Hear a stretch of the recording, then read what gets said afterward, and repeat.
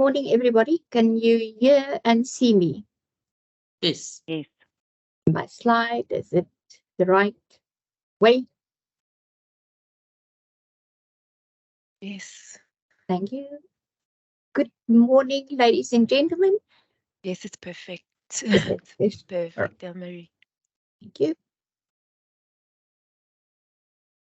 I don't have a clue how many people are in the audience, but it seemed like I was told that we can commence, that we should start.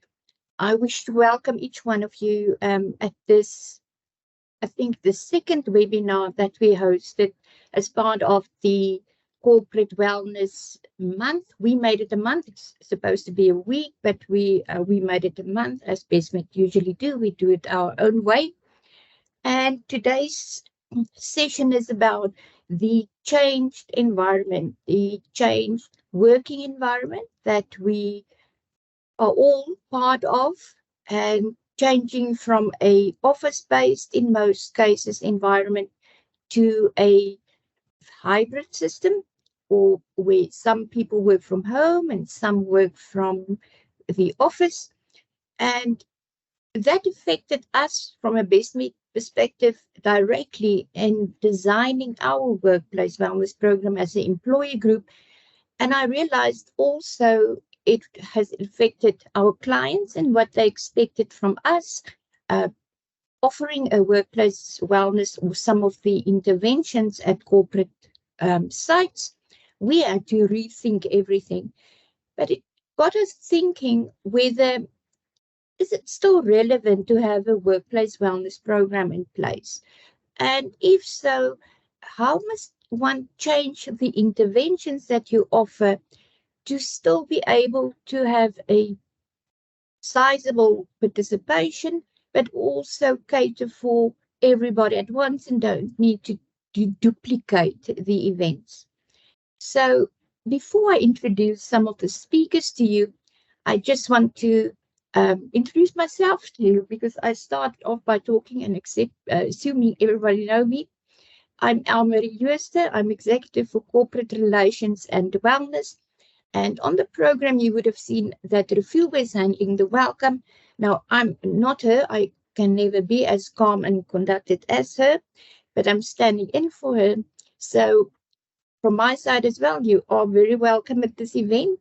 And as I explained, we're going to look at the change environment of work and how do we align our workplace wellness offerings to meet these new requirements. Now, we're doing it a little bit different today, and if we never hold thumbs before a webinar, we held it this morning.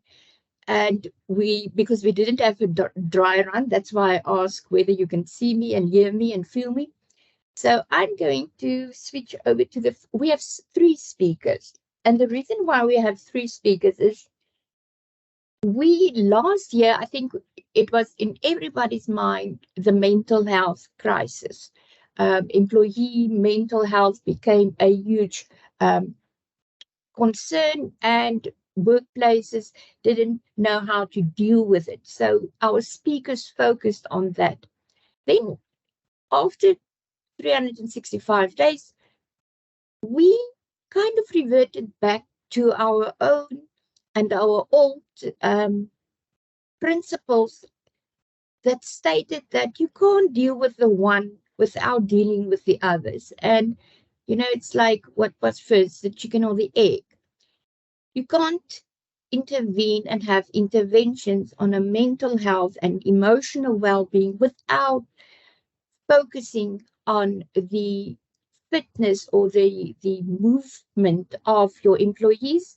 That is important, whether people are fit, whether they are in a good state physically, and if you don't address the nutritional needs or the adopting a healthy diet as part of your interventions.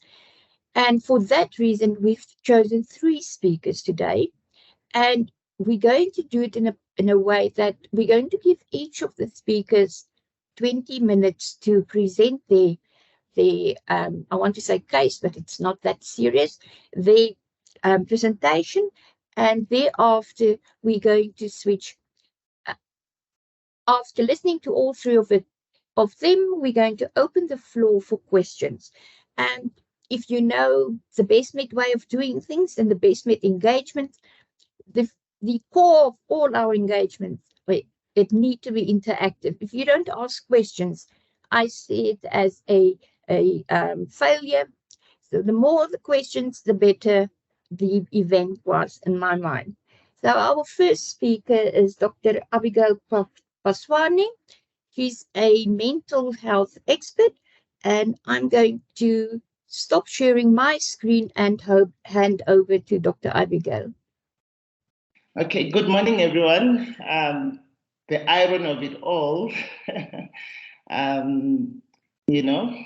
talking about hybrid work, and this is happening during my presentation. I'm a psychiatrist. I'm Dr. Abigail Paswani, and thank you so much, Elmary, for the introduction.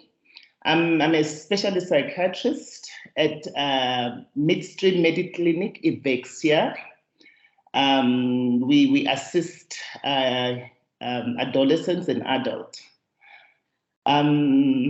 Just before we start, I just want to share with you a patient that I saw yesterday, actually. But this, the presentation is not unique. That's what we're dealing with in my line of work.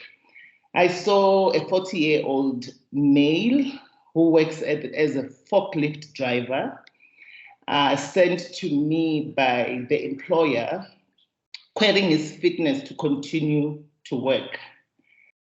And I assessed him, took my time, took history and the presenting complaints.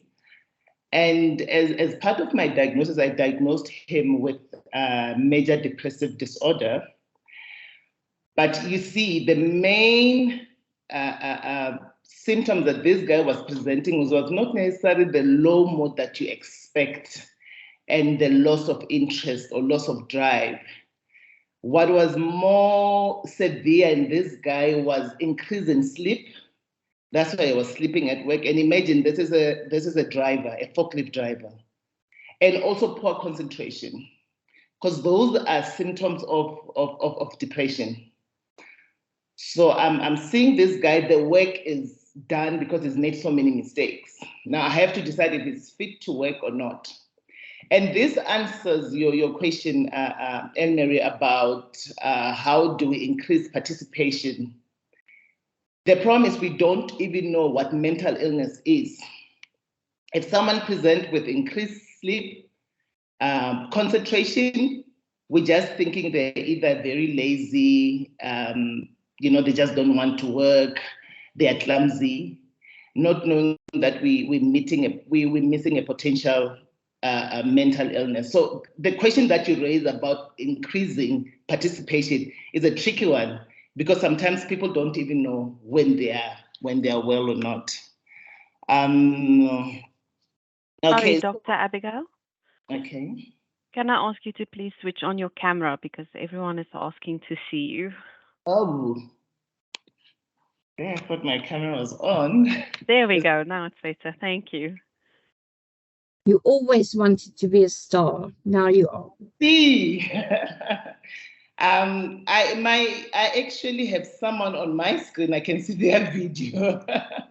So I'm not sure what's really happening. If we can try and load my presentation, it will really be useful. I'm not sure. Let's keep trying, but let me continue. Please forgive me. I'm actually just working on my phone because I have my slides there as well. So I'll just use it as reference. So when we talk about mental health, we actually talk about a state of mental well-being that enables individuals to cope with everyday stresses of life, individuals to be able to realize their abilities, to learn and to work well, and also for the individual to be able to contribute to their community at large. So you can already see that when we talk about mental illness, it's not just one aspect, it's multifactorial. And Thank you. Now I have my slides. Thank you so much. Okay.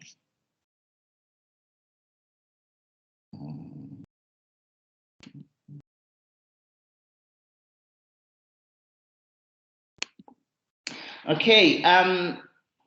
So it's not just one aspect. So you need individuals that will be able to cope with stresses of life, everyday stresses, and individuals that are going to realize their capabilities, and individuals that are going to be able to work and learn well. So it actually includes our emotions, that's the way we feel, the way we think, that's our psychology, and the way we act and interact with our community at large.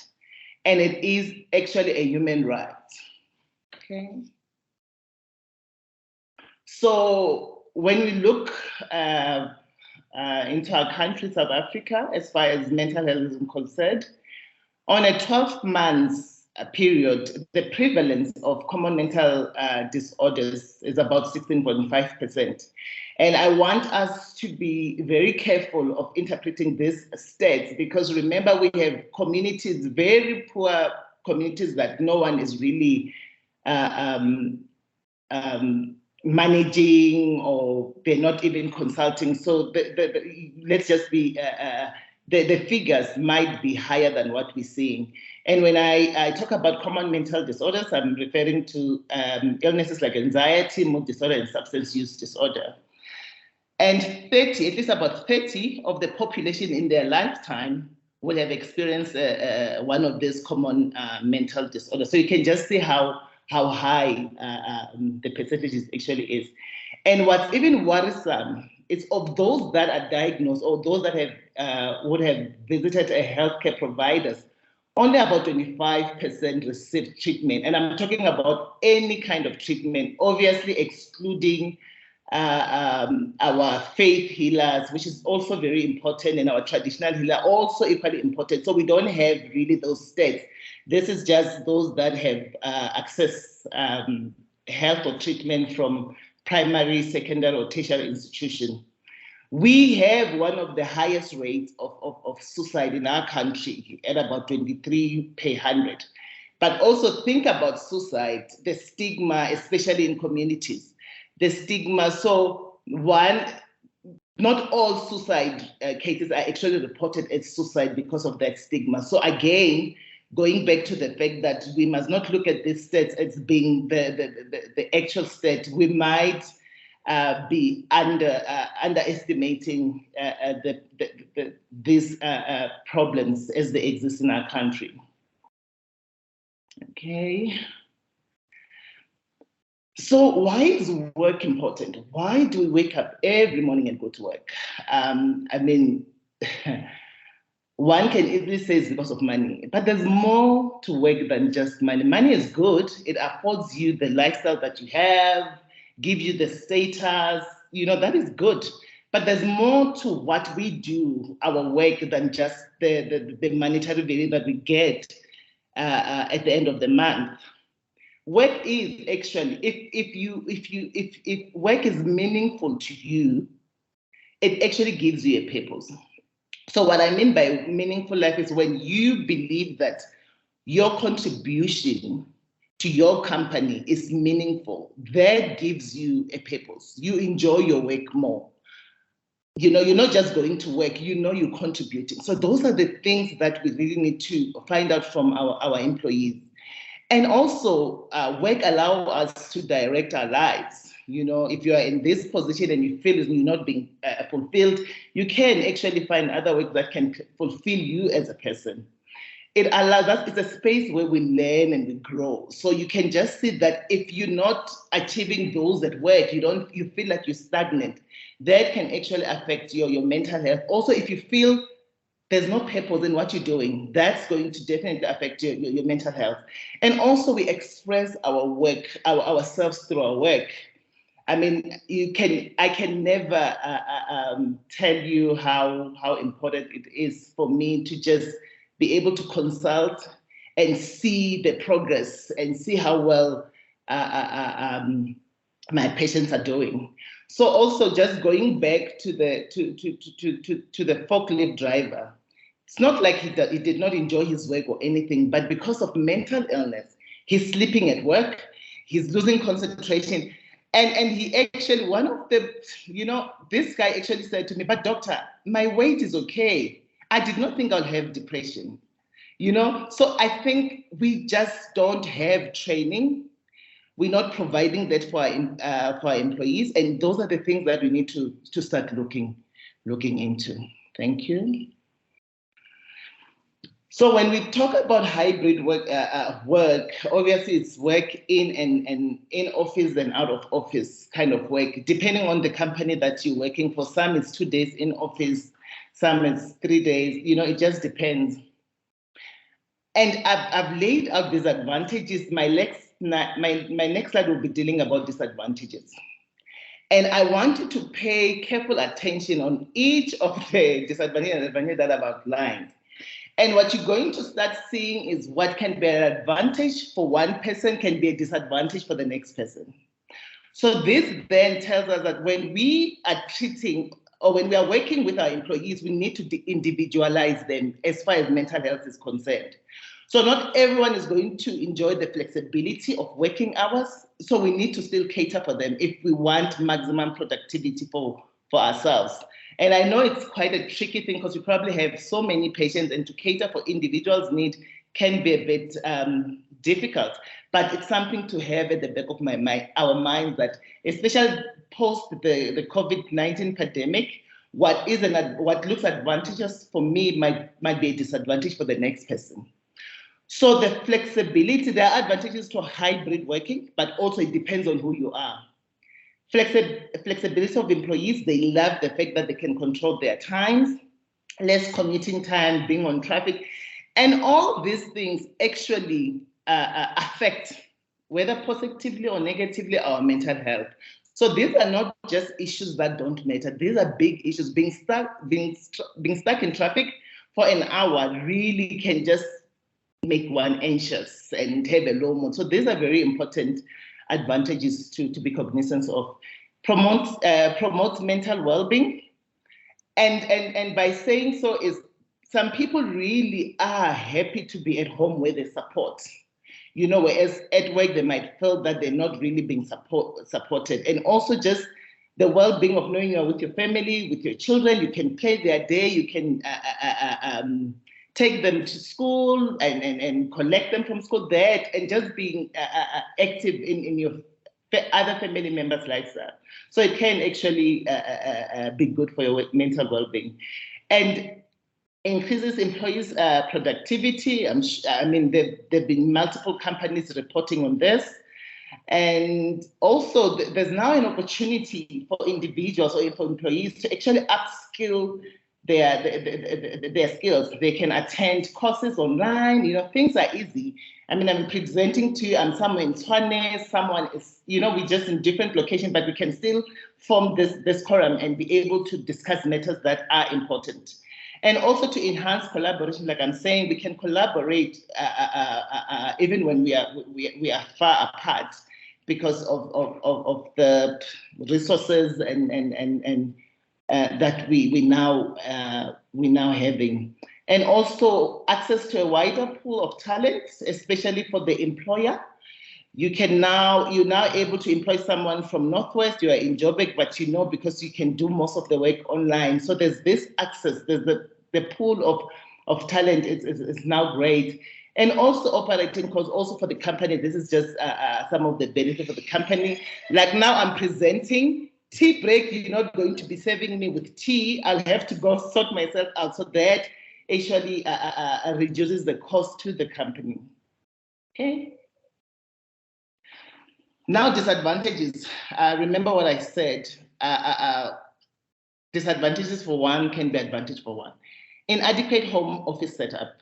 I live in my one room with 3 children or 3 adults. I cannot really just have a space where I can log online and be able to work with my colleagues. So that for other people, and we look down or we underestimate the the environment where our employees actually find themselves working in. If you're not you don't have a comfortable chair, table, you just don't have the office space to do your work, can really affect your mental health. And also, this is big, boundaries between work and personal life. I've had patients saying, I start work at 6, I'm answering emails, go brush your teeth, put on lipstick.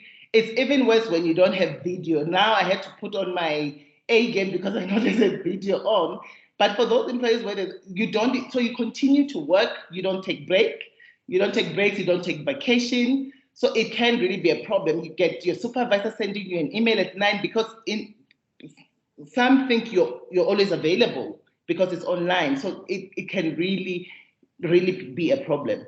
And also, you don't have as much access to resources and equipment. You're less connected, to the culture of the company. Every company has its culture, so you feel less connected. You can't, and because you spend so much of your time at work, in your house, you might not have the time to check in and find out how you're doing as far as mental health is concerned. You're now too busy.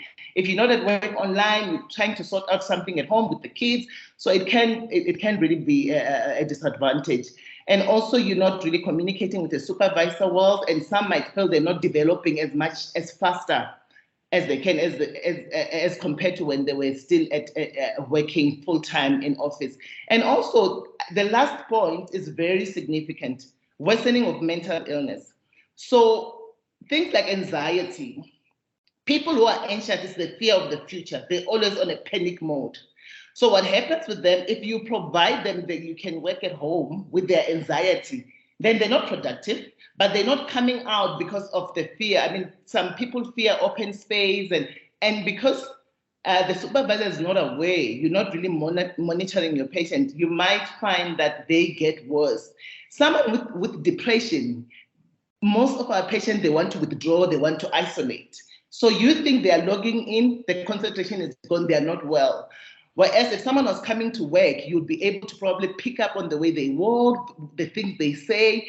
So also, if someone is suicidal, we've had employees telling us that no, they've been really talking about death, we're quite concerned. But if someone is just at home, then they're not able to deal with those things, with such conditions. Thank you. And when someone has mental illness of any sort, how does this impact the company or the community? This list is not exhaustive. Like, this is just what I could quickly. The list is long, but obviously economic burden. Like I told you, with this guy who could not concentrate, he's not doing his work. He's not getting better. You still have to pay him, and there's just no productivity because of the mental illness, and also accidents. Someone is not sleeping well, they have to drive. So also to the patient is quite a mental disorder that is left untreated can be fatal. And also, obviously, someone who's not sleeping, who's anxious, there's definitely poor performance. And obviously, the sick notes that I'm sure most supervisors have been getting, patients not being well. It's even what you see with mental illness, if you don't catch it early, and we call it long duration of untreated mental illness, then it takes even longer for people to get better quicker. So it's very important to be mindful, to know how mental illness can present, but we need to create a space for our employees to be able to come forth and say, I think I'm not doing well. Okay. And how do we do it? How do we get people involved? How do we make sure people are coming forth, they are attending our mental wellness? Number one, if you're not raising awareness, mental health awareness, and what I find with most companies, when you send patients to me as a psychiatrist, it's almost like punitive. You want to get rid of them. You're so angry with them. So when they come to me, I had a guy last week, which was a very sad story. And what I want you to be aware of is we walk around carrying our childhood traumas. that we trying to protect ourselves, because some of the trauma is when you tell someone, then they make a mockery. Now, when it's an employee to an employer, they're thinking you're going to stigmatize me and you're going to let go of me, especially now post the COVID-19 pandemic. People are desperate for work. So if you don't create such open space, whether private or public, for your employees to actually come forth. So it's very important. Mental health awareness, whether you do it digital, but it should not be a once-off thing, once monthly thing. This should be a daily thing. Educate and engage, have training sessions. And for me, I would have loved, I don't know how many people we're having now for this presentation, but for me, as a psychiatrist, if I see the people that I'm talking to, it's actually a different, I get a different, I don't even know how, you need to see people face to face. So even with this workshop, you have to create time for face-to-face interaction.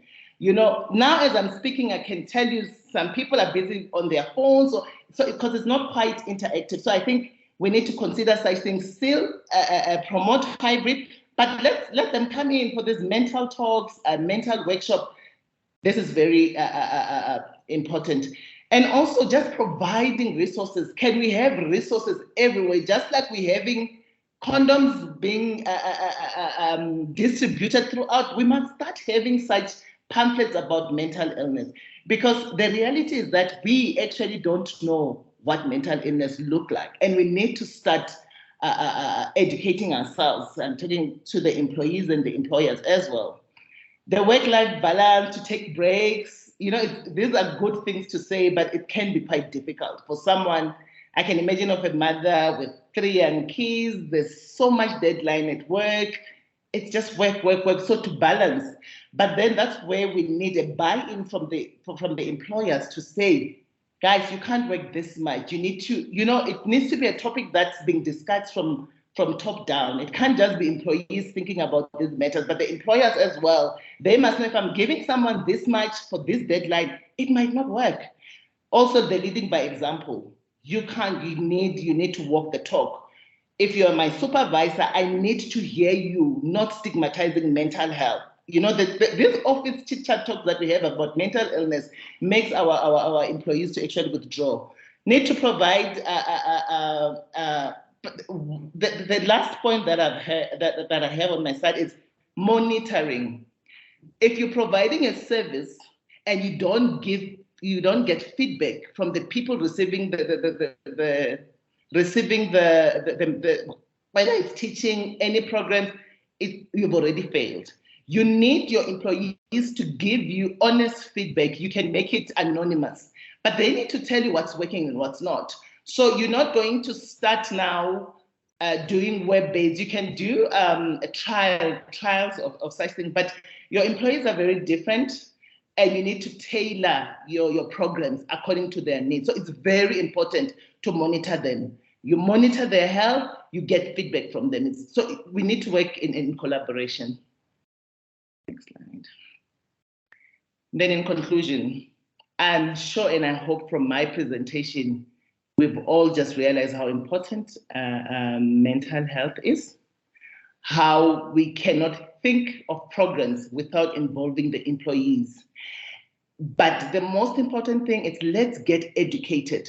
We need to know how depression looks like. Depression is not only a sad mood or tearful. Depression could be, I can't concentrate, I cannot sleep well, or I'm sleeping too much. I cannot eat, or I'm eating too much. It could be anything. So if we're not educated ourselves, and I'm talking to employers and employees, we won't even know if we need such programs. And maybe that's why we're having this question. Do we need it? How do we increase participation? I mean, you will not look for help if you think everything is okay. So it's very important. Educate. Let's understand this.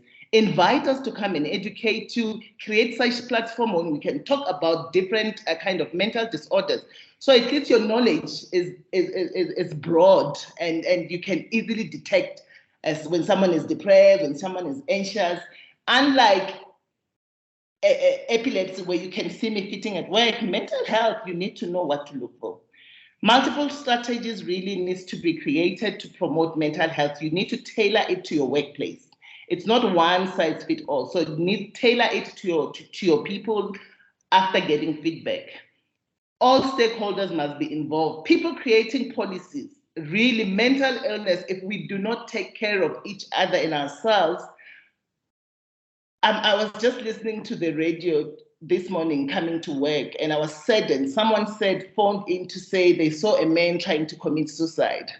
And another caller phoned to say, guys, let's take care of each other. And I'm like, we don't even know what taking care of each other is. We need to find out from the people that we are with, what does taking care of you look like. So these matters are very important, and we need to be on board and have talks like this.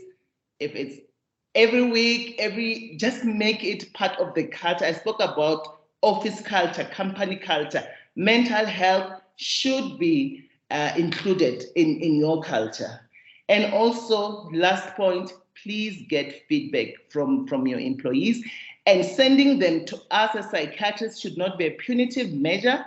You should do it because you want the best out of them. It should not be because now you want to get rid of. And the reason you want to get rid of them is because you did not detect that they were not doing well. So actually, if we have to blame, maybe the carers and don't know how to care for their employees. I really thank you, and sorry about the connection and not being able to share. Thank you so much. Thank you, Doctor. Thank you so much for your presentation. I've made a lot of notes, and one thing that hit me kind of was the fact that my team member or my employee might be your patient. And when you start referring to, the employees as patients, I think you did unintentionally. It hit me because I realized that one of my employees might be a patient or might become a patient. But I also noted, I'm going to allow time for questions afterwards, but now I have the floor so I can make my statements, is the fact that you clearly gave us practical advice to take it on. And for me, it was clear that you can't create awareness if you don't offer the help. And you can't offer the help if you don't monitor the success of the help and you evaluate it and get the feedback. But the more and more I listen to you, I realize that it's no longer, our aim shouldn't be to have a wellness program in place. Our aim should be to create a culture of well-being within our corporates, and stop adding a wellness program as if it's an add-on, but it should be the culture in which we work and fulfill our purpose in life. Finally, the sharing button is working for the other speakers. So the second speaker that I'm going to introduce is another lady, Elrise. She's from Elrise Holtzhausen. You will note that we've only invited female speakers, and that's true to Elmarie's culture. And then she's going to take us through the fitness section, or the fitness part of then a workplace wellness program, which we will address the title. I've realized now that we should rather start talking about or referring to workplace culture as being well or well-being orientated. So I'm switching mine off and over to Elmarie. Good morning, good morning. Thank you so much for the opportunity to be with you. I just want to confirm, can you see my screen? Can you hear me? Can you see me? Can I just get a thumbs up, Pietri? Yes, we can hear and see you, Elmarie. Oh, great. That is amazing. Can you just switch your screen to presentation mode? Yes, Does okay. it? Yeah, Oh, perfect. Yeah, so just I was introduced. Thank you so much. I'm a biokineticist, and I've been in the medical industry for 15 years, working every bit in got quite a few of experiences and also worked a lot in the corporate wellness, or more of the patients from the corporate wellness. Yeah, so just a bit of that. So obviously we spoke about if workplace wellness still have a role in the work environment at the hybrid setting, and I'm obviously going to look at the physical wellness. So my answer is absolutely yes. And we have the opportunity now to structure our work environment so that we can also place a focus on the physical wellness by the more time that we have, saving time on travel time, saving time for getting ready in the morning and looking your best. All of those times becomes available and more achievable for the employees to incorporate some type of physical activity into the daily routine. And the goals of these programs should still be the same: to help the employees to stay healthy, to reduce stress levels, and all of this leads to an increase in productivity and overall job satisfaction. So if you look at the hybrid workplace, and we're going to look a bit at the increase of activity levels that can be achieved, but also setting up correct ergonomics at a hybrid workplace. And these two go hand in hand with each other, and also are very complementary to each other. So we'll touch a bit on both of these. So studies have shown that in other countries, America always being the first, that there is actually an increase in physical activity time spent per week. So hybrid workers are exercising more per week. And this includes walking, running, strength training. And all of these is easily accessible nowadays. Walking is just around the block, or putting on your running shoes for a quick run. And strength training also with the internet and all of the amazing videos that you can get, YouTube videos, all of that you can get access to, just putting your mat in front of the TV, switching on, YouTubing, just do a quick 20-minute session for strength training. All of this is so much more accessible for everyone. And again, that can be achieved in your additional time that you spend traveling or getting ready for work. And the benefit also of this is if you quickly do your walking or your running, and I think we've all had to manage this in COVID time, just to make sure your bottoms can be whatever, your exercise pants, but then you just put your nice jacket on and you fake it till you make it. So this also assists just a bit in that you don't have to spend the time just getting ready, and it's much more flexible to put it into your daily routine. And all of exercise, and we will touch now more on the benefits of exercise, but this all leads to an increase in energy levels, and from there on, enhance the productivity at work. So it all in all is still a benefit for the corporate setting, but also for the individual, taking hands and making sure everyone is well. So some of the benefits of exercising and taking it through to the corporate, or the benefit it also have in the work environment, is that it improves your memory and your brain functions. And this is in all age groups. So even your 20-year-olds or straight through Oma there in the office, all of them can benefit from just being more physically active and increase your memory. It also protects against chronic diseases. So obviously, prevention is always better than cure. And if you can prevent a chronic disease, obviously you're healthier, and it will benefit the company also, having less time off from work and also being more productive. It aids in weight management, lowers blood pressure, improves your heart health. It improves your quality of sleep. So if you sleep better, you work better. It reduces the feelings of anxiety and depression that goes hand in hand with the previous presentation on mental wellness. It combats fatigue. It also improves your joint pain and stiffness. And I know in the winter, though that joint pain and stiffness is definitely more severe than normally, and just maintains your muscle strength balance, and all in all increases your lifespan. So there was also another study done that was recently released, just stating that even if a lady has got a higher body weight than should be, but she exercises, then she will live longer than a person that is normal body weight, a lady, but doesn't exercise. And the same goes for our male colleagues.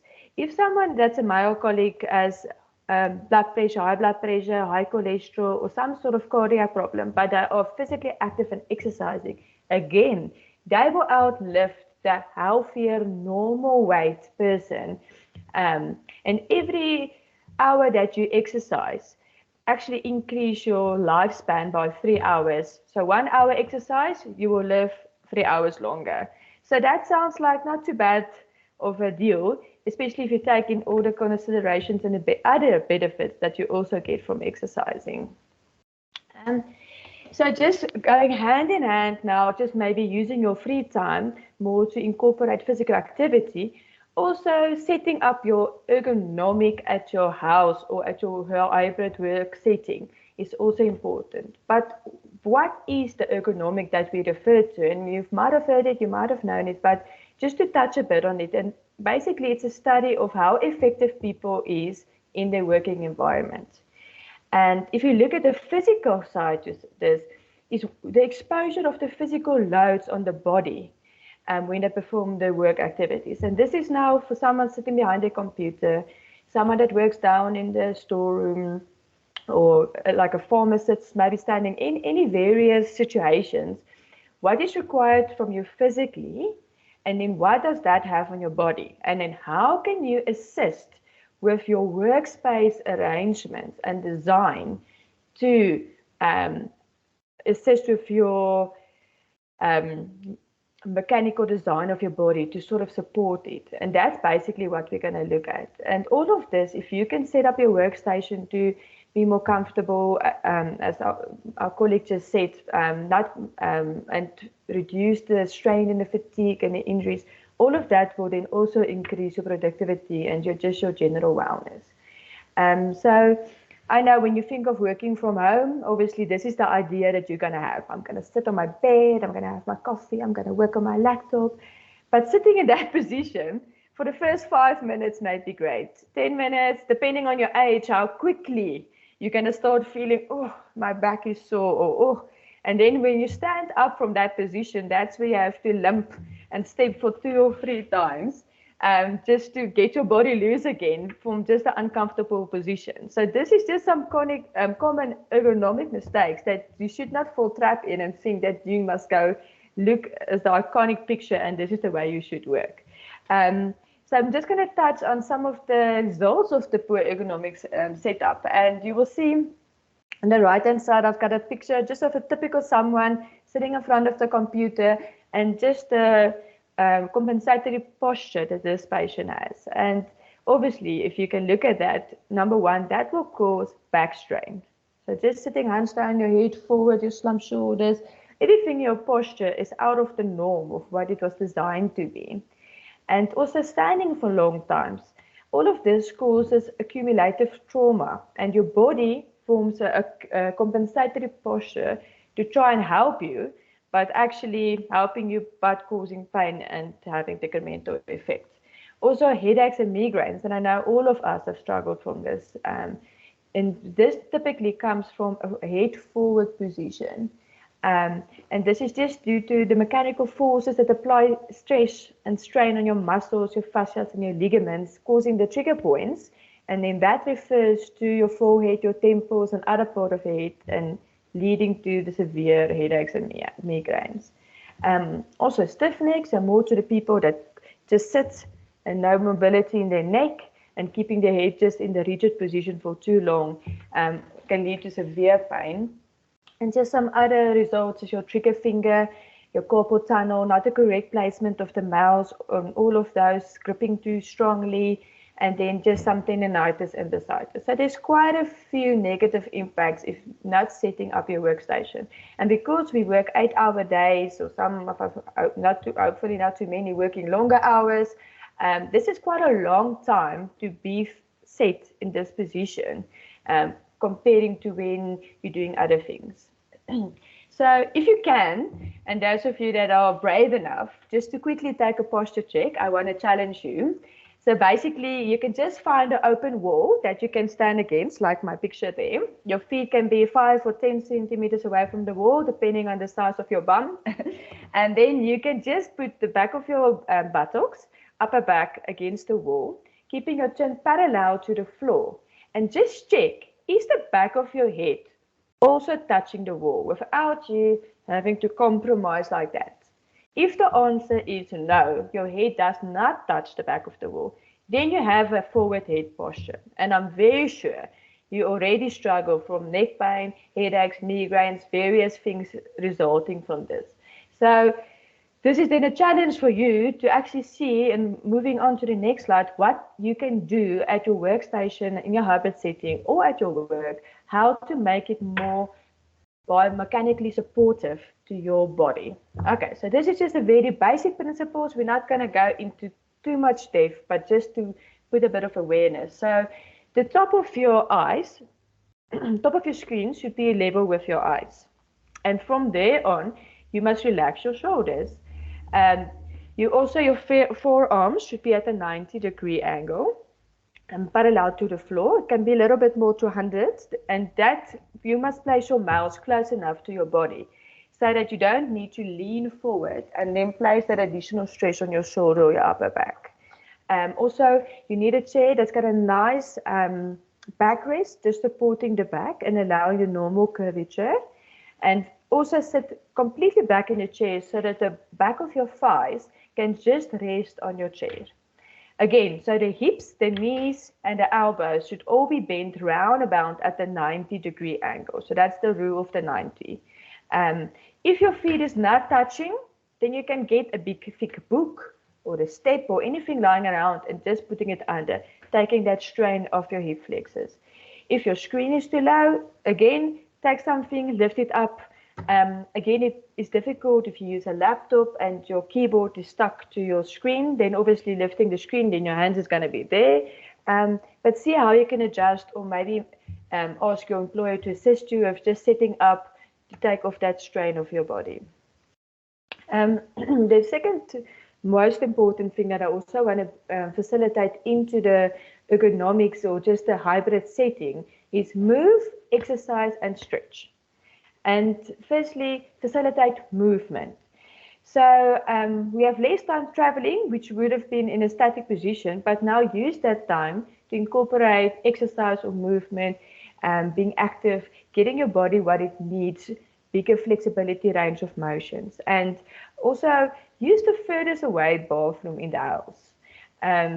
If it's upstairs or downstairs, even better, because then it allows you to at least 4 times, 5 times a day, it depends on the size of your bladder, can actually just get a little bit of that movement, include a larger muscles, your quads and your glutes and your hammies, and that actually increase your productivity, just to have that movement. Obviously, lots of water breaks, getting up, go fetch your glass of water. So don't take a big canister and put it next to you and just pour your water here.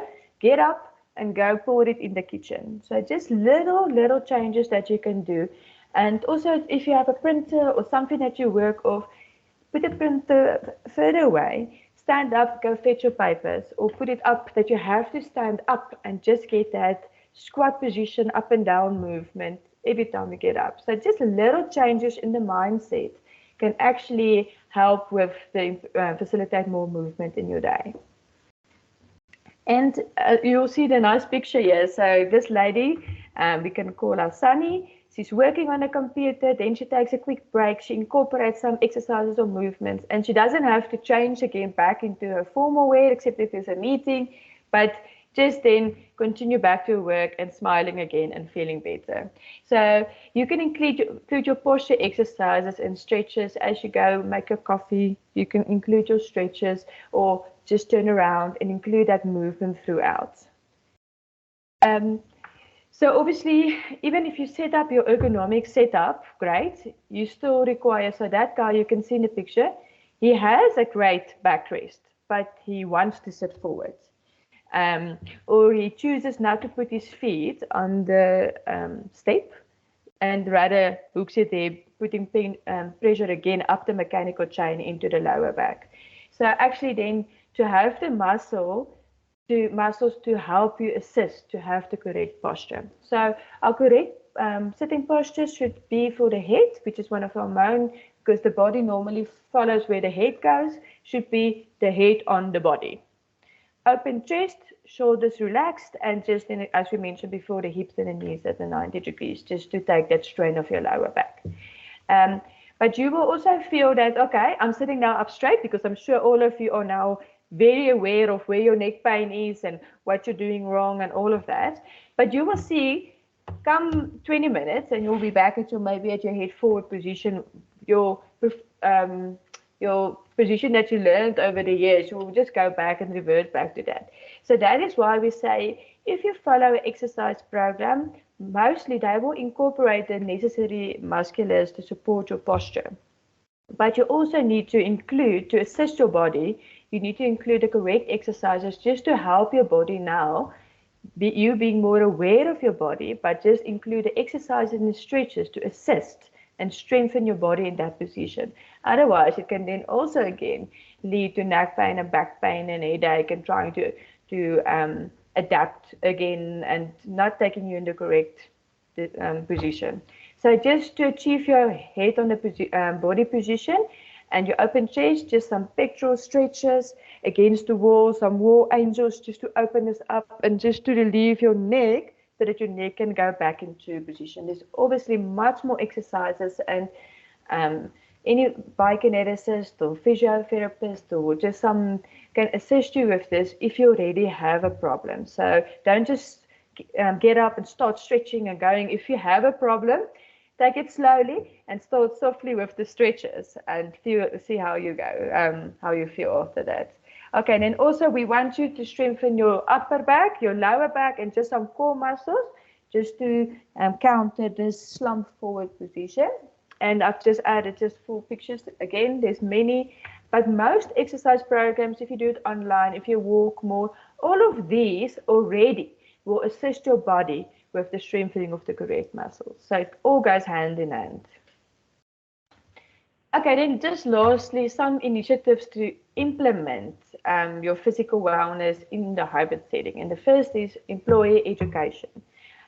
Just to have awareness, I think we all have a bit of better awareness now, but to have awareness when you sit and what you need to look out from, okay, I'm sitting at my desk, what do I need to do? Oh, I've got neck pain, oh yeah, I see my head is forward. Just to have the awareness in the education, and then from there on you can have a plan to work out. And also to get the involvement of the employees. And we always have those employees that's already Mrs. Fit and running. So get them involved to sort of run the process and make that more appealing for the additional members and get them all on board. And just another thing that's also taking is just our very nice fitness fitness watches.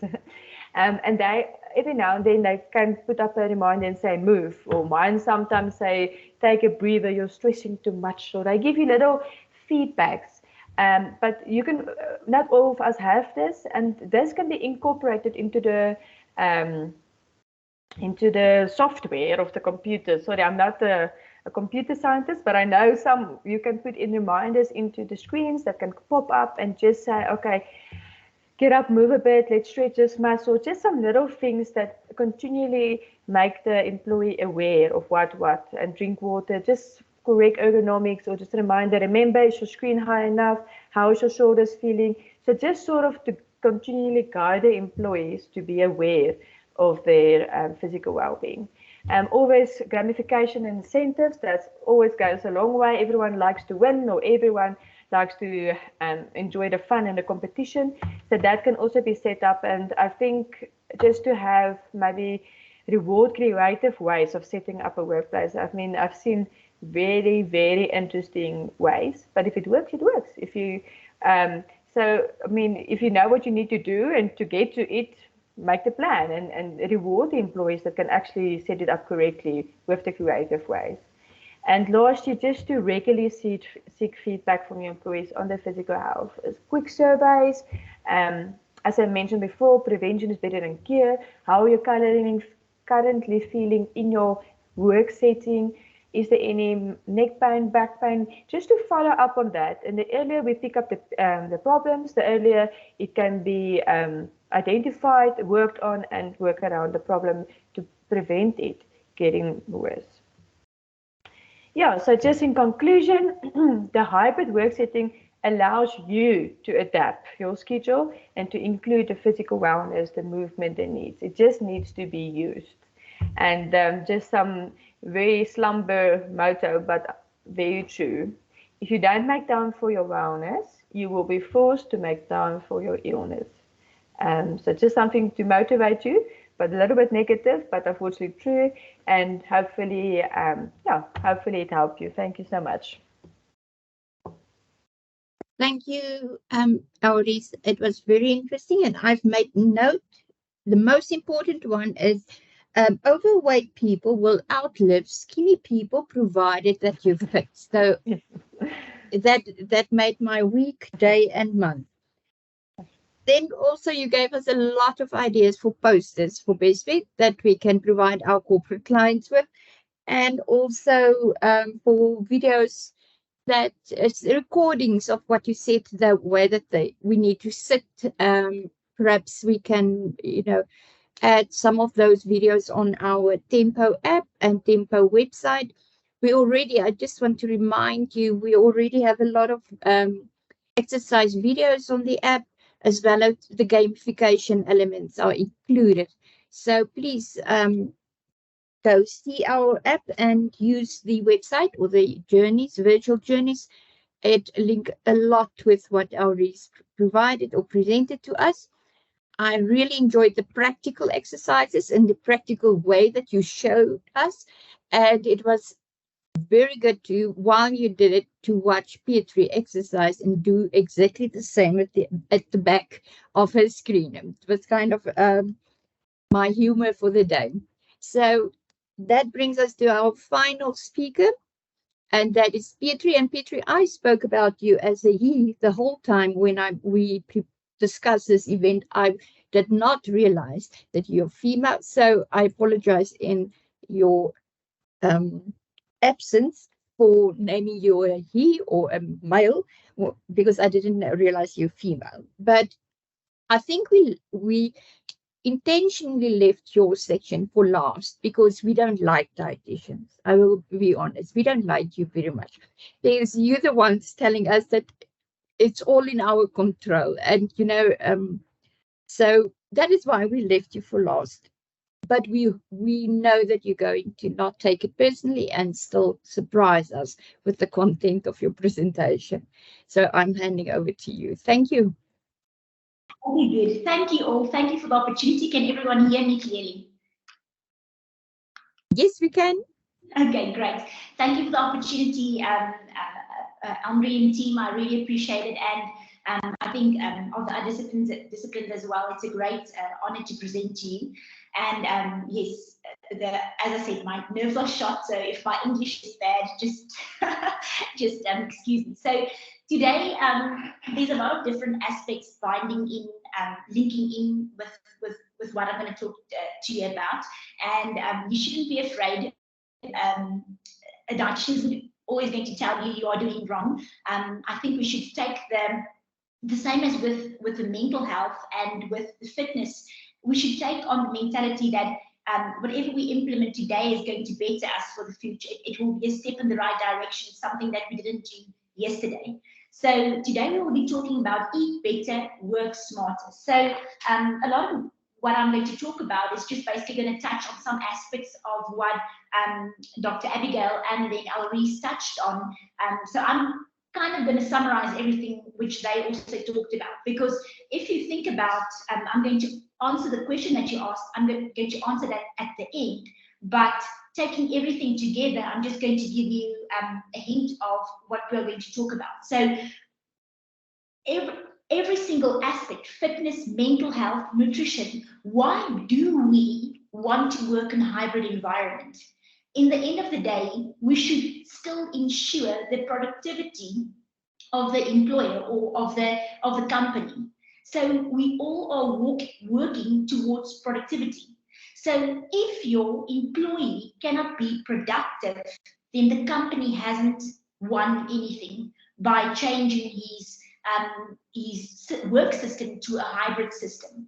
So in the end of the day, we must not forget that everything is going to go about the employee's productivity. So how his mental state is, how his health, his fitness state is, how he's eating, his nutrition, all is going to affect his productivity. So if in an hour, obviously in an hour's time, people forget about 50%, or they can only remember about 25% of what you're talking about. So in the end of the day, in the end of this session, there's a few things that you need to grasp. And that is firstly, the main reason why we are working in a hybrid system is to ensure the productivity, firstly, obviously, of the company. So this is why I can't really separate myself from the mental aspect, from the fitness aspect. We all link in together. And to answer your question, yes, the corporate wellness, or let's say the wellness initiatives, they are still important in the hybrid environments, because without a productive employee, your company is going to fail. Okay, let's get started. So the outcomes of our session, basically defining the word hybrid work environment, identifying the nutritional challenges. Maybe you can arrange it for me. The hybrid work system may present, and providing practical ways to overcome them, and also how can a company support their employees to optimize the impact good nutrition has on their productivity, which I've just said. So this is just quickly a background of myself. If you, I have also already been introduced.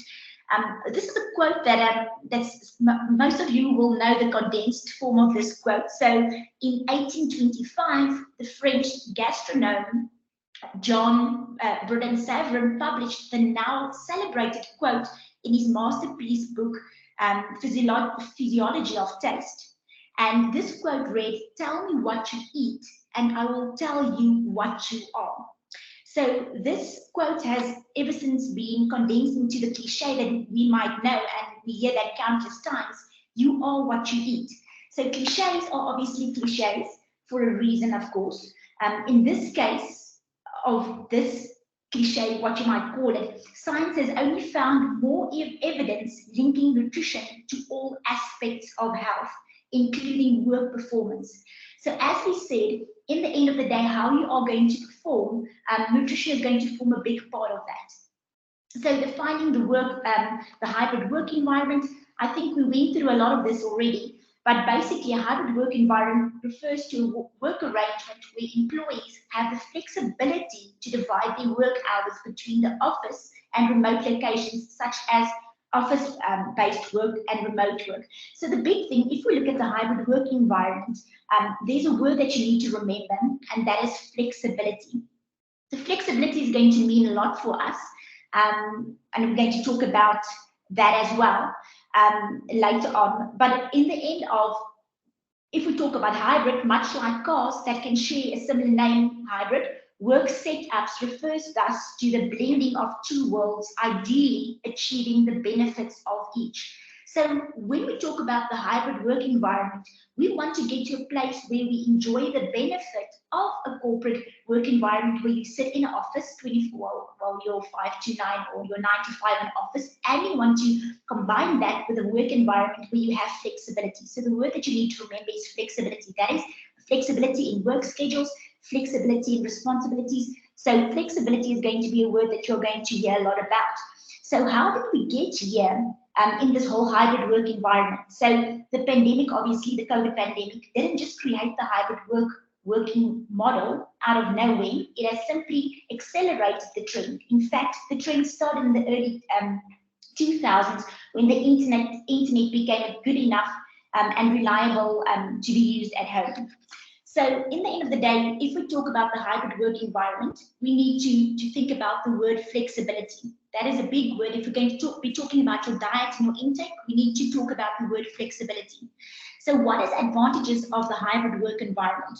We would firstly see that it reduces commuting stress. So by allowing remote work for a portion of the week, employees can avoid long and tiring commutes, reducing stress levels and improving overall well-being. Also increased work-life balance. With the flexibility to work from home, employees can better manage their personal and professional commitments, leading to improved work-life balance. All of these things are important because we need to find gaps where we can optimize the time that we are supposed to have when we work in the hybrid environment. Also, there's a decreased exposure to illness, which is important for us. Remote work reduces the chances of being exposed to contagious illnesses such as colds and flu, which can spread quickly in a traditional office setting.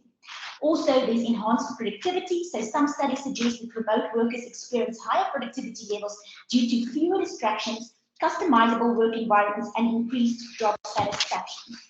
So these are all the advantages of the hybrid work environment. But with every advantage, there's also a kind of a downside. So what if we look at your nutritional status? What would the downside be of the hybrid work environment? So this is the important statement that I've made here. With greater flexibility comes a greater responsibility. So what I find, I do work a lot from home as well. I do a lot of presentations and work virtually a lot with my, I do consult with my clients virtually a lot as well. And what I find in my own experience is that with all this flexibility, I'm kind of a person who can, every single gap that is created for more time, I can push something else in. So what we see is that people say that they're healthier, people say that they move more, people say that they sleep better, but the people saying this, and studies have proved that but what we now see is routine prior to their hybrid work environment is going to struggle to get into routine, to sleep more, to prioritize sleep, to prioritize nutrition, to prioritize their mental health. If you do not know how to prioritize your mental wellness, your physical wellness, and your nutritional well-being, the flexibility that the hybrid environment gives you isn't going to be of significance and might even be a downer for you. So what are the nutritional and the health challenges arising in the working in the hybrid working environment? So first, we have got limited access to healthy food options. So in corporate work environments, employees may rely on nearby fast food outlets or vending machines for meals and snacks due to time constraints or lack of healthier options. In the hybrid work environments, employees may face similar challenges when working remotely, especially if their home environment lacks easily accessible nutritious foods. So this is obviously due to lack of planning, but we'll talk about that as well. This can lead to unwanted weight gain, poor energy levels due to unbalanced blood glucose levels, and chronic diseases of lifestyle. Also, there's a lack of physical activity, as Ulrich also mentioned. So obviously, people that don't prioritize getting up and moving. So in both corporate and hybrid work environments, sedentary work lifestyles can result in limited physical activity during the workday. I'm just repeating a lot of what she said. Sitting for long periods and minimal movement can negatively affect overall health and metabolism, potentially leading to weight gain or other chronic lifestyle diseases, obviously for us as nutritionists, as diabetes, heart diseases, if not properly addressed. We also talk about muscle weakness, poor blood circulation. They are also of concern here when you don't move enough. So as I said, all of these things overlap. We cannot talk about nutrition in isolation because all of these aspects are interlinked. So work-related stress, Dr. Abigail's part, work-related stress can affect employees in both corporate and hybrid work environments. Stressful situations can lead to emotional eating or unhealthy eating habits as coping mechanisms. So this is a thing where people overeat because they say they are stressed. If I get a patient that consults with me and I ask them, are you an emotional eater? And they raise their hands 10 times, then yes, most of us do eat emotionally. And if we don't have a plan of action to address emotional eating, we are just going to find other coping mechanisms to help us with the stress that isn't alleviated, because obviously your deadlines are still there. Just working from home doesn't alleviate all stress. So, stressful situations can lead to emotional eating or unhealthy eating habits as coping mechanisms, which can have a negative impact on the nutritional intake. It can be challenging to establish clear boundaries between work and personal life when working from home, resulting in potential overworking and increased stress levels. So this is something that I want to stress as well as part of the stress factor, is that I'm the type of person who places stuff or let's say priorities in boxes. So if I'm at my workplace and at my practice, I can cut out everything that is happening, let's say, at my home where I usually work from. So if I'm in my home environment, the washing is going to irritate me, or I'm going to find a reason why I quickly need to sweep the floor again. So that's the same with family life. If you have the opportunity to quickly go and assist your child when they get home from school, that can, there might be a blurred work-life boundary where you can't really differentiate. This is working time, working hours, and I follow the normal structure which a working day will follow. Because there isn't really a structure with your day. Why I'm mentioning all of these things is that structure in how you eat is of utmost importance.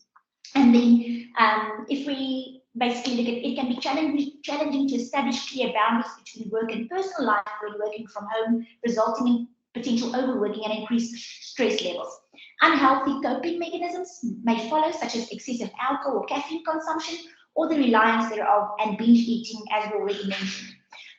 Fourthly, limited social interaction and shared meals. This is where the mental side is shared with the nutritional side again. Hybrid work environments may reduce opportunities for social interaction and shared meals among colleagues, impacting the social and psychological aspects of eating. So we all know that if I eating isn't just the act of preparing a meal, chewing the meal, digesting the meal, and having energy.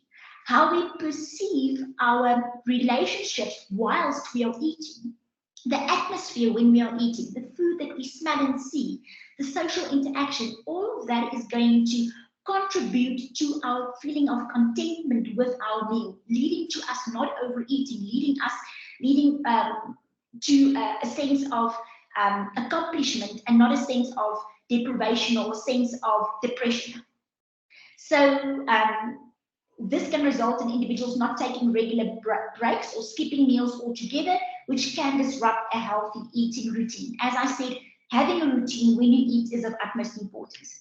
So how to ensure productivity and nutritional well-being in the hybrid work environment? This is actually what we want to get to, is what is a practical implementation which we can work on to help ensure that we prioritize the nutritional side of the, or let's say, take advantage of the hybrid system. So as I said, there are supposed to be so many benefits when you aren't tied up in traffic, when you don't have to spend 10 to 20 to 15 minutes waiting for a meeting.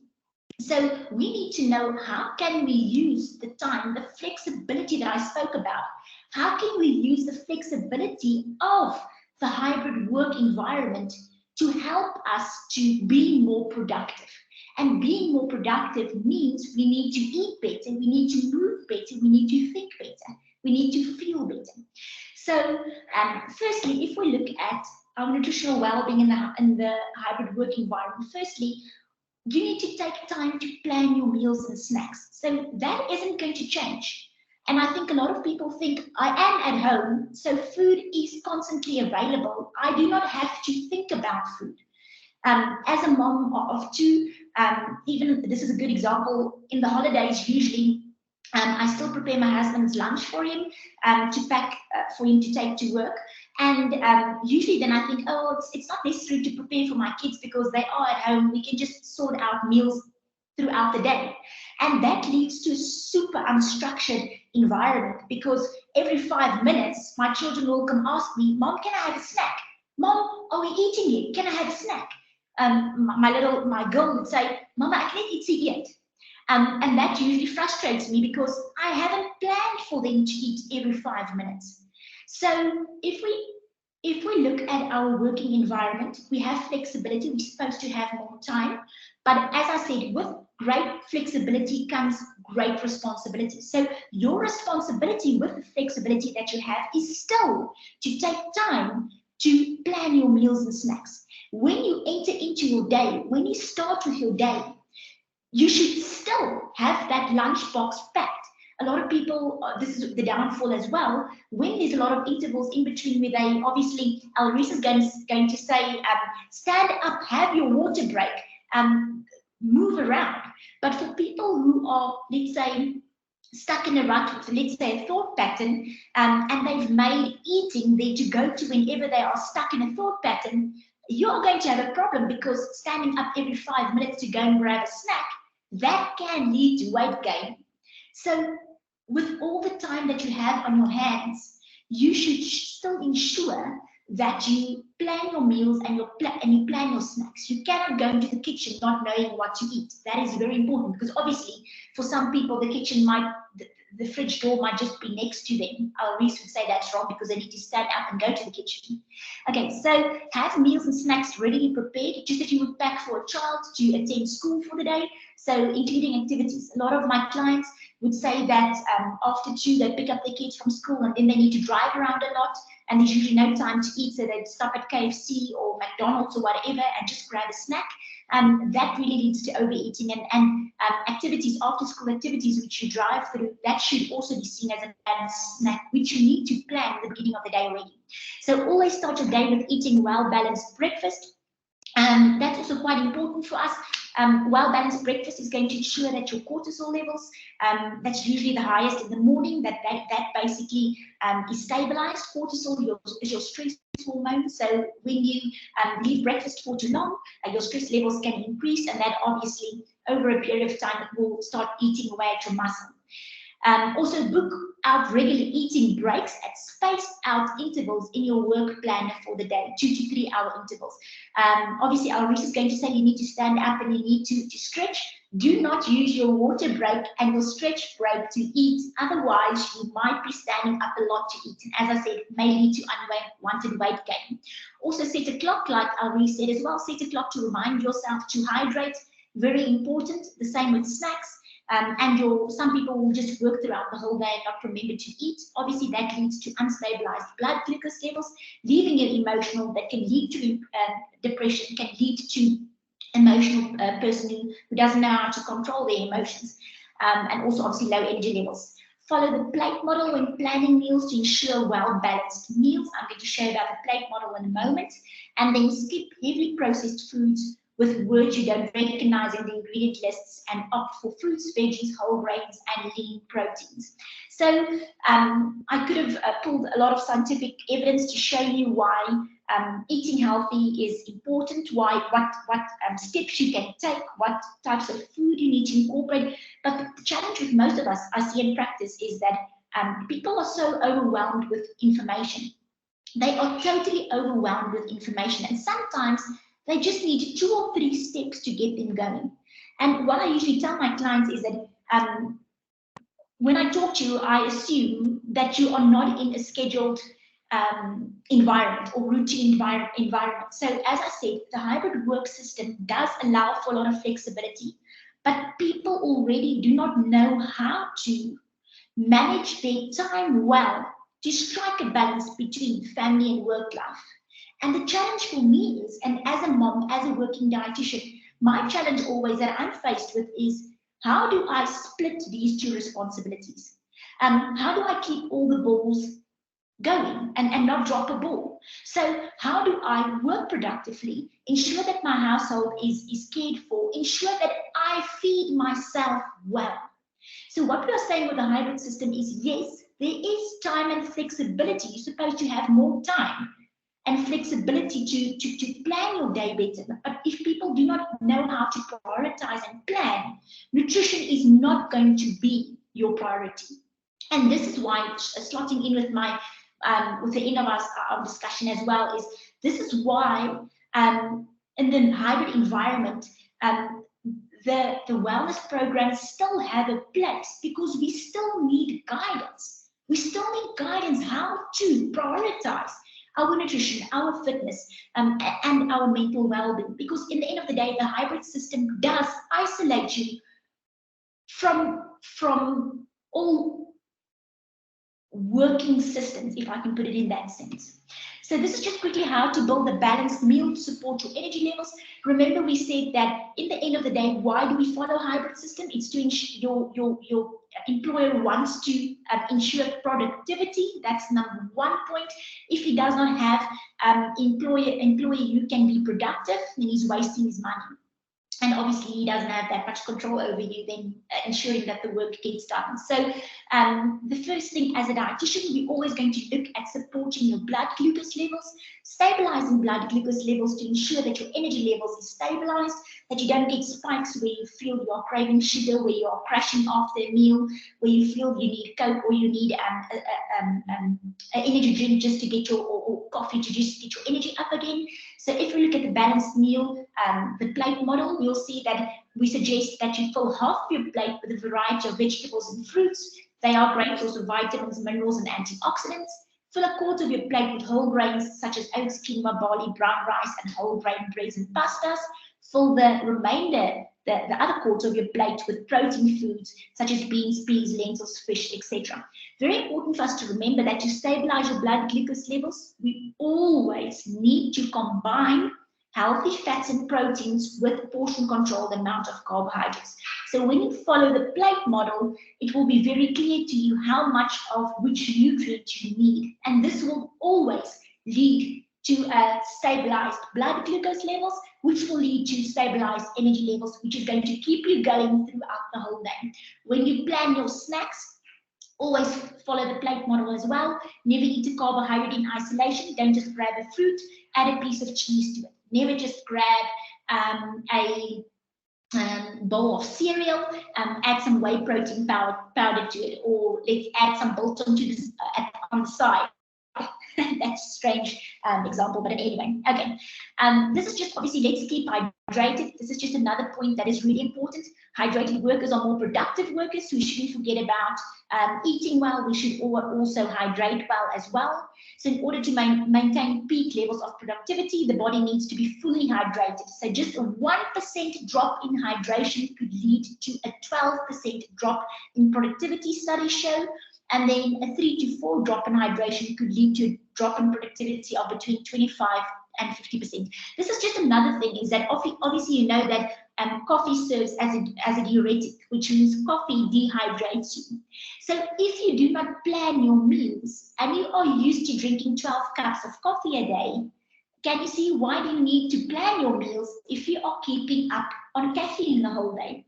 But you must know that caffeine alone is not going to keep the productivity going. So we need to hydrate more.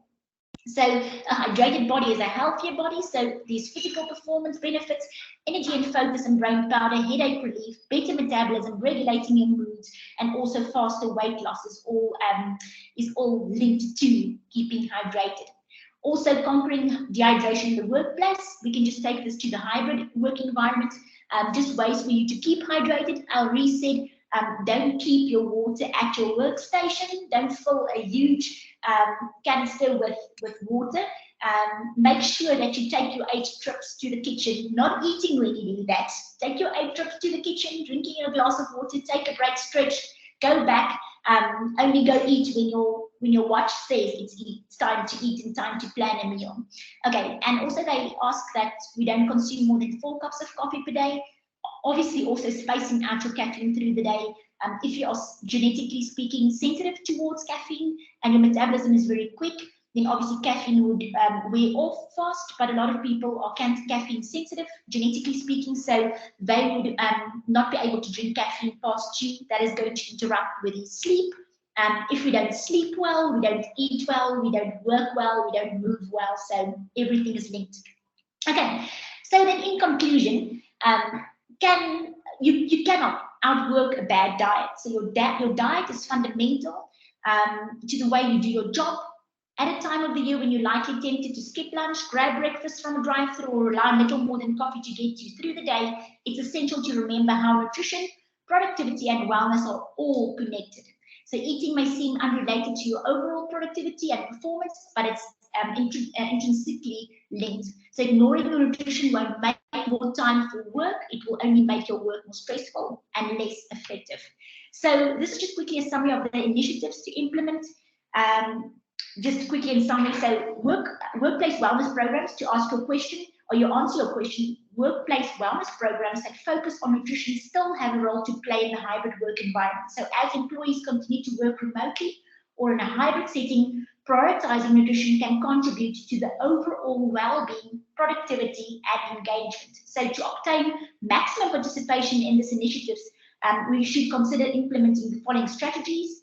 Customization, so obviously offering personalized nutrition plans or resources to cater to individuals' specific dietary needs, preferences, and health goals. Education and awareness, obviously, to conduct workshops and webinars, just as we are doing now, on nutrition-related topics, such as healthy eating tips, meal planning, and the importance of proper nutrition in boosting immunity and energy levels. Virtual challenges and competitions, that is what Alreese also said. Online resources, very important. You said that Bestmed, they do have an online resource. So curate a repository of online resources, articles, and recipes on proper nutrition that employees can access anytime. This can include informative websites, cooking blogs, or even partnering with nutritionists for exclusive online content. So this is what we are doing currently. And then also peer support and accountability. That's encouraging employees to perform nutrition-focused support groups where they can share recipes, discuss challenges, and motivate each other to make healthier choices. So that's basically from my side. Just obviously, as I said in summary, we cannot exclude planning proper nutrition from the hybrid system. Nutrition is always going to be important. I always say that there's a lot of things that you cannot go without, but eating and eating well is one thing that you cannot go without. So this is just my details. Should you have any questions afterwards, or you want to get in contact with me, and yes, that's it. Thank you so much for the opportunity. We'll stand in for questions now. Thank you, Petri. I really enjoyed your practical way of explaining how we can improve our nutritional habits. And I like the way that you made it central. That what I've realized today is that not one of the elements are more important than the other one. It is we need to strive to find a balance between fitness. You need to, you can't as you said, out exercise a bad diet. And it's so true. Ladies and gentlemen, I'm not going to talk a lot more. I'm going to open the floor as I promised, so that you can ask questions. I just need to get to the live so that I can see who's people who raised their hands. Let me just see. Ooh, okay. If you could, if you have a question, please raise your hand. I see my own hand is up, so I must drop it. Or am I wrong? Wilmer, can you see whose hand is up?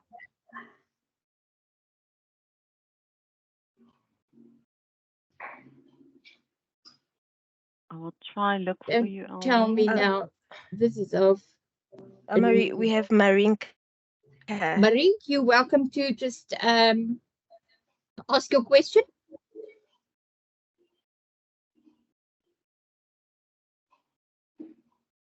I think they need to be unmuted. Also, Lisa Eagleton also has her hand up. Just unmute yourself before you start talking. And Peter, if you can stop sharing your screen, that would also help. I'm going to do that. Okay. Hello. Yes. Lisa Eagleton speaking. I just wanted to find out about the mental health.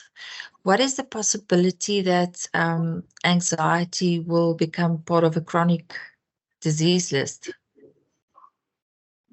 That you can claim that as a, because it's only for bipolar, and like you said, anxiety is a big part of today's society. Yes. Dr. Abigail, I would love to give this over to you to answer, but this is a benefit or Bestmed benefit related question. But do you have an opinion about that, Dr. Abigail? Thank you so much. This question makes my heart. I know. Is one of the most important questions. We are struggling as healthcare providers. Major depression and anxiety. You cannot imagine how many people I'm seeing every day presenting with these symptoms. So you have someone who's already anxious and depressed. Financially, they're not doing well. you want to get them better.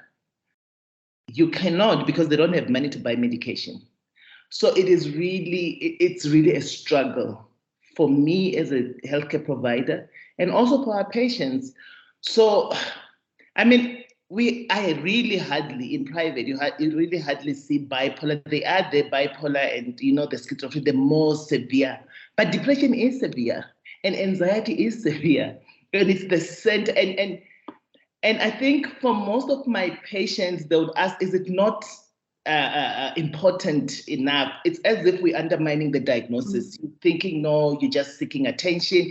Actually, not covering it actually stigmatizes the diagnosis itself. So thank you so much for the question. It is a struggle for myself and for my patients. Yes, I can now, and I'm on dangerous grounds answering the question. I could just say that schemes, and I'm talking for all medical schemes, base their benefits on, prescribed guidelines from the government and Department of Health, the Council of Medical Schemes.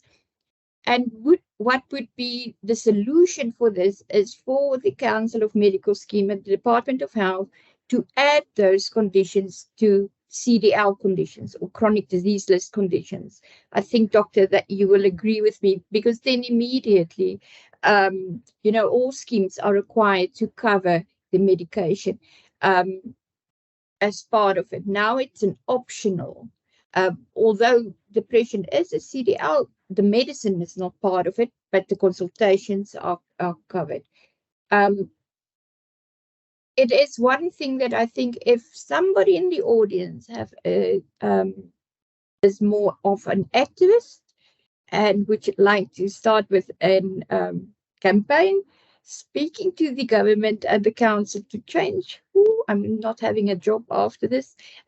Speaking to the council and address this, because I think when it was designed, the PMB conditions and the CDL conditions rather, perhaps mental health was not that prominent as a need in the country, but things have changed, and I think I did not attend any, or every week we attend meetings and discussions and talks, and mental health is becoming a key issue. We saw an increase in anxiety cases within Bestmed that will make you depressed if you see the numbers. And I would add one negative or thing that hybrid working conditions brought, and that is the increase in anxiety in people. It created, uncertainty. I think Doctor, you said it's based on people that's uncertain and frightened and scared and worried all the time. It created anxiety where it was one of the things that I don't think we ever expected to see the increase in the anxiety cases that we saw in Bestmed. So I think, Lisa, you asked it, my memory is very short. Yes. Yeah, we are trying to address it. We did a few things recently. You will note that we regard depression as a CDL, kind of, which mean on certain options, we don't apply the limit in your hospital, in your medicine. So if you're on certain options, you can have it as if it's a CDL condition. So we don't stop providing you with the medicine once you've reached your limit. We also developed the emotional well-being journey, which is a virtual journey that provide people access to, call it know, do, and achieve. So the know is the knowledge or the information, the creating awareness, and the do is, for me personally, the most important, because do refers to skills development, basic tips and advice and exercises that you can do in order just to gain your balance again. Because and I'm not saying you can do that with a chronic condition such as depression, and which really is a disease, but it's our way of trying to help the difficult people in difficult times to have the right tools within themselves to kind of improve how they're coping with the situation. But I agree with you, the need for revisiting, covering those conditions as a member of a scheme. Yes, I agree with you, and it's obvious it is time. But as I said, we follow certain guidelines, and please don't fire me if my boss is listening to this. But we do need to take in consideration that times have changed, and we need to be realistic. So, Doctor, if I don't have a job after this, I would become your PA. I'm just saying. I hope I have the question. Another one, the next person. Is there any other hands? I saw, is it my Yes. hand? Stefan's hand is up. Stefan, please don't ask And a difficult question there's like the also previous. a question in the chat box, Almarie. Okay. Sorry, let me just get it. It says, go open. Yeah, can I just, there's a note that say, I really think anxiety should be part of the CDL list. Yes, yes, yes, but we as a scheme do not compile the CDL list. It is provided to us and prescribed by the Department of Health and the Council of Medical Schemes. So, or the government, let me rather make the circle bigger. So, I agree totally with you, because that will be the solution for. Stefan, you can ask a question, but please do not ask the same difficult kind of question than the previous attendee.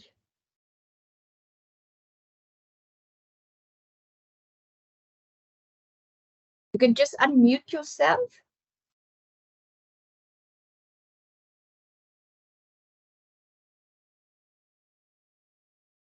Okay.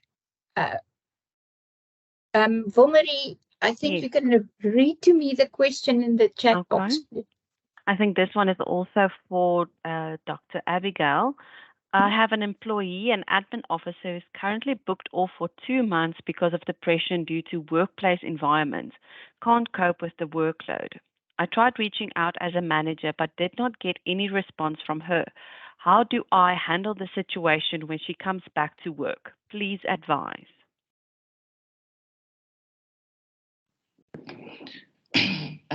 Thank you so much for the question.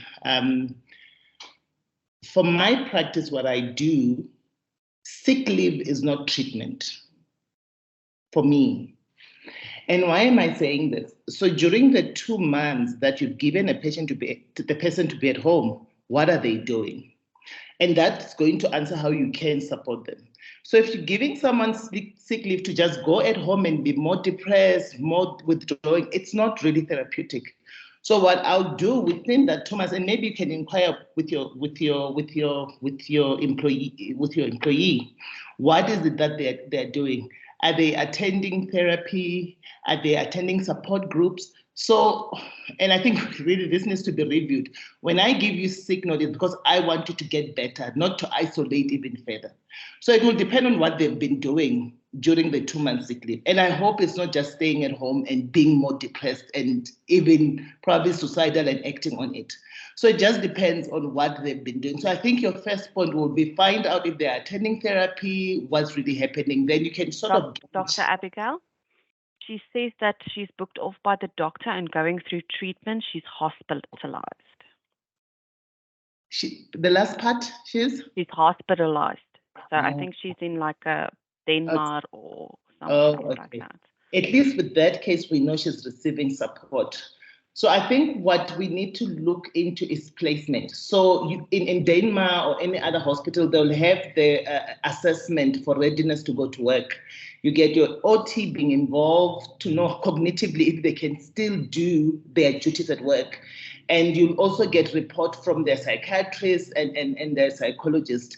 So depending on what they give you or the report that they give you, it might, so there's what we call the residual depressive symptoms, meaning the person is no longer acutely depressed, but they still have some residual symptoms of depression. Then you might have to adjust their work environment, place them in an environment that they can actually be able to be productive. So it will depend on discharge, but you should be able to get feedback from their treating practitioner how well they can function. Some people will come out, they will not be able to function at that level. So you might have to think of placing them in position where they can actually work and be productive. Thank you, Doctor. Is there any other question in the audience? I noted that people are leaving. Thank you for the answer of that. Anybody else for a question? Then I need to thank my team for organizing this event and for the initiative that the Tempo team, you know, our wellness program consists of, or we call it Tempo, it consists of 1, 2, 3, 4 people. And they do a lot of work, if you think of it. And with I'm a little bit creative. I create a lot of work, and then I forget sometimes that they are only 4, of which one is now on maternity leave. So I have only 3 left. So, but still they cope and they do marvelous work. I want to thank them for their calmness today when I lost kind of, and for the eagerness and enthusiasm in arranging events and speaking and dealing. I got 3 messages, Reese and Petri from Cecilia. Cecilia telling me that she already, Petri, you're on our network and you're excellent. And Reese expect to be contacted soon for a contract with Bestmed. And so they always see opportunities. To all the people who attended, who accepted our invitation, I truly, again, apologize for all the hiccups we had. It was, I can't say it was out of our control. It was within our control, but we will do better next time. And then I want to thank you for allowing us and spending time, 2 hours with us. The speakers, you did great. I couldn't have asked for better people. It is as if you fit in to each other. And I know it was stressful not being heard and then being heard and not being seen and then being seen. And you cope wonderfully. So mentally, you're very strong. Thank you. We are going to send the presentations as well as the recording, but we will edit it just to remove my comments, which was inappropriate, from the recording, to all the people who attended, and then you can listen to it again in your own time. Can I do one thing? Last week, I watched a documentary on Netflix, and now I'm worried that Dr. Will think that it's not a good thing to watch the documentary, but it's about Dr. Phil Stutz. You spell this, the documentary's name is Stutz. Now, if you hear me today, just write it down and go watch that documentary. It's about 4 episodes, I think. It's about self-care and mental health, and what's I don't like him very much, but it's about Jonah Hill. I don't know whether you know him. It's a comedian, but he made this series or documentary about his psychologist and the way that, you know, his tools that he provided him. But it is an excellent documentary to watch. It's funny, it is honest, it's authentic. And what I like most of it is this Dr. Phil Stutz gave practical advice. And he said, for example, self-care and mental health have 3 components. You need to first take care of your body and what you eat and drink and that you sleep. And then you can start healing and taking care of your mental side, your relationships, your being with yourself and being comfortable with yourself. But I'm going to put it in the spelling. I'm not, no, I'm not allowed to promote, but please watch that if you have time. Don't let your children watch with you, because I need to warn you, they use the F word a few times in the documentary, or switch the adult thing on, what the child thingy. So that is it from our side. Again, thank you to the speakers. We owe you big time. And to all the people who attended, who were patient with us, my team, the marketing team, Kaylee for the backdrop that I forgot to use. Thank you so much. Have a great weekend, and we will do this next year again. Thank you.